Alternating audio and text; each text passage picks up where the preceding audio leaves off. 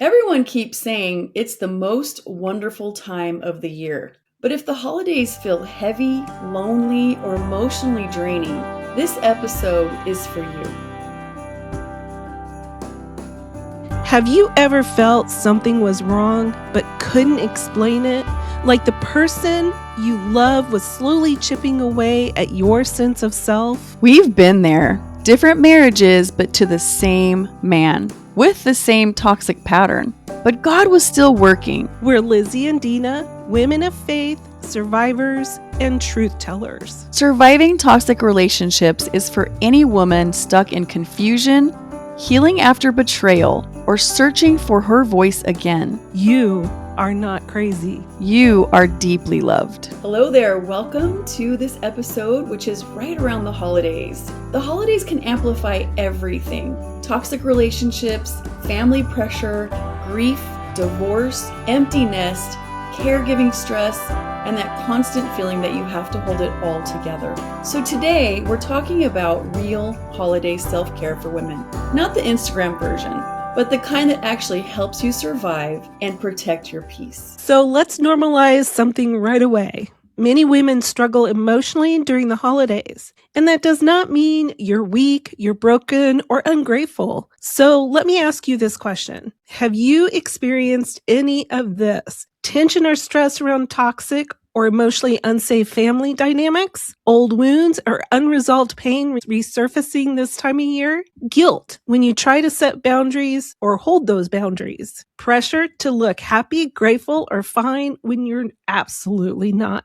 Emotional burnout from caregiving and unrealistic expectations? Or the added stress of sharing your children with an ex, especially one who may be unpredictable, controlling, or difficult to co-parent with. If you're nodding along right now, I want you to hear this clearly. You are not alone, and you are not doing the holidays wrong. Absolutely. The holidays can intensify emotional stress for women, and here's a few reasons. One of them would be family dynamics. If you have a toxic family member or some unresolved conflict or emotional manipulation that happens within your family, the holidays often force closeness that feels uncomfortable or even unsafe. Another one is life transitions, especially in midlife. If you're navigating divorce, an empty nest, blended families, or new in-laws, the holidays can highlight what's changed and what has been lost. When my husband and I were dating, we planned a big Christmas celebration to introduce our 8 children to each other. They were young adults, but in our minds, this would be a joyful, fun gathering and a great way to bring them all together for the first time, to meet each other, and to see the possibility for a new family dynamic. We thought it'd be the beginning of lifelong family bonds. Wrong. Instead, most of the kids struggled to overcome the sadness of strange traditions, new faces, and expectations from all the parents.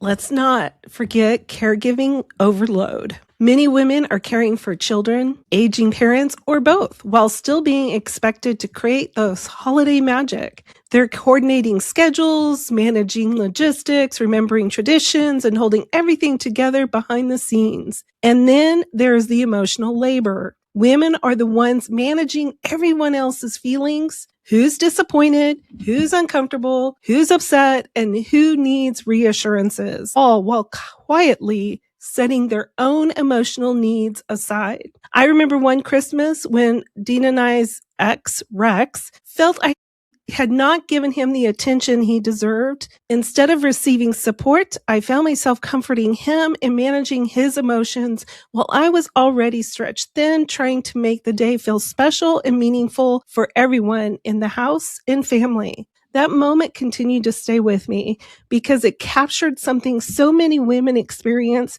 Even when we're overwhelmed, we're still expected to tend to someone else's emotional needs, often at the expense of our own. So let me ask you this. Have you noticed that even when you're exhausted, you're still the one making sure everyone else is okay? You're anticipating needs, smoothing tensions, carrying responsibility no one officially assigned, but everyone expects of you. That kind of invisible work is heavy, and then it goes unacknowledged. It leads to emotional burnout. So if you're searching for holiday self-care ideas this season, It's not because you're failing. It's because you've been carrying more than most people can see.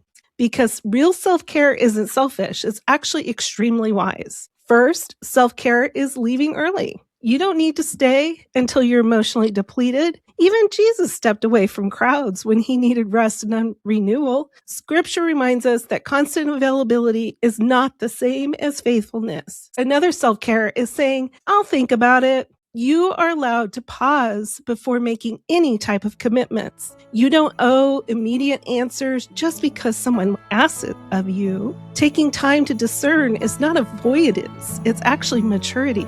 3, self-care is choosing smaller celebrations. Less chaos doesn't mean less love. Peace is not a downgrade and exhaustion is not a requirement. 4, self-care is grieving what has changed. And I know so many of us have been here.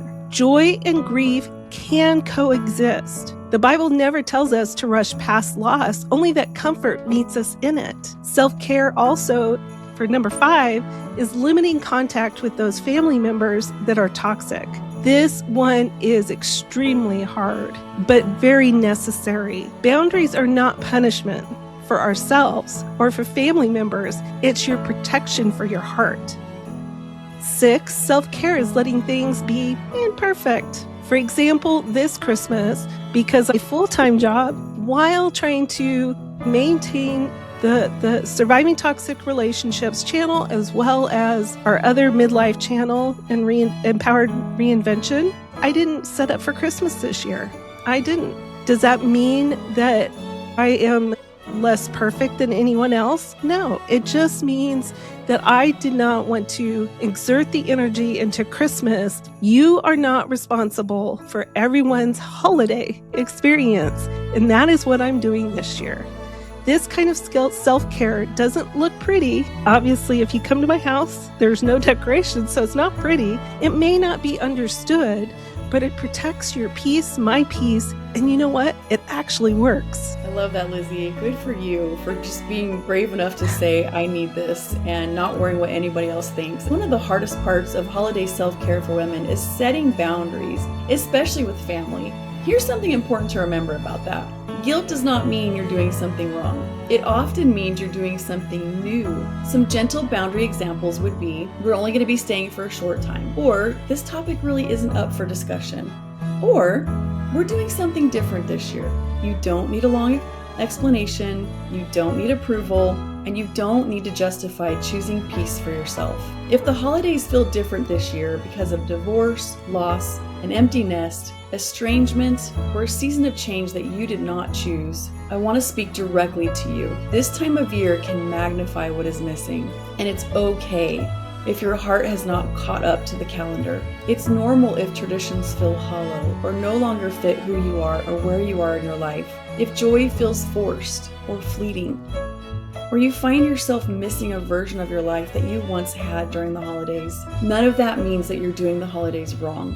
When you're in transition, self-care often looks different than it used to. It may look like creating new rituals that honor who you are now, choosing quiet over noise, allowing rest instead of pushing yourself to feel cheerful.